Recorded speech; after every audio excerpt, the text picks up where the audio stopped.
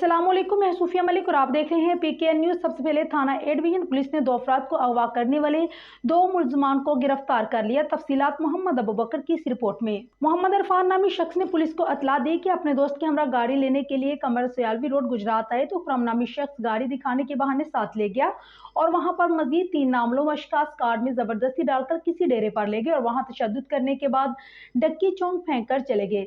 इत्तला पर थाना A division police ने फौरी तौर पर मुलजमान के खिलाफ अगवा का मुकदमा दर्ज करके तफ्तीश शुरू कर दी। वाक़ई की इत्तला DPO गुजरात अहमद नवाज शाह को दी गई, जिन्होंने DSP सिटी सर्कल मोहम्मद इसहाक और SHO थाना ए डिवीजन आदिल अफजल की सरबराही में तजुर्बाकार पुलिस अफसरान पर मुश्तमिल खसूसी टीम तश्कील देकर हदायत की कि मुलजिम को फौरी गिरफ्तार किया जाए। पुलिस टीम ने पेशावराना महारत और जदीद टेक्नोलॉजी का इस्तेमाल करते हुए चंद घंटों के अंदर 2 मुलजमान को गिरफ्तार कर लिया।